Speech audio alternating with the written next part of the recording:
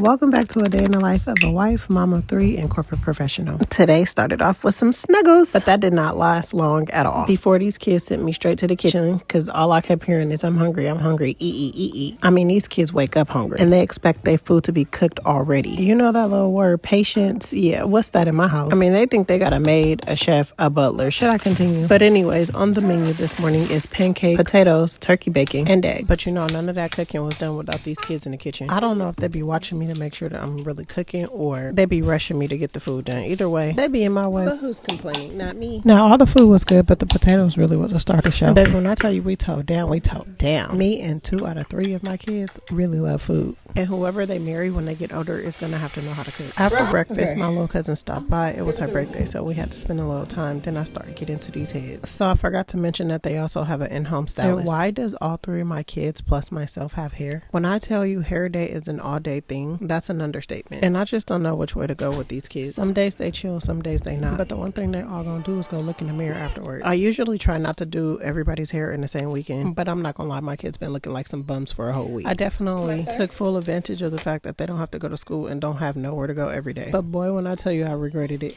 because right after little messy hair, I had to get to my oldest, and baby, look at his head. Man's got like 3 heads in one head. I be drained just looking at his head. His hair always takes me about 3 hours to do, but today was wash day, so I also had to add that into the time. And my husband decided to take us to the drive-ins tonight. So you think I finished his hair? Nope. I got a little past the halfway mark before we had to head out, so he had to throw a hoodie on for the rest of the night. But it's a drive-in, he'll be fine. But let's get into the AI at the drive-thru. I can remove, add, or change items. What should I do? No onions and no tomatoes.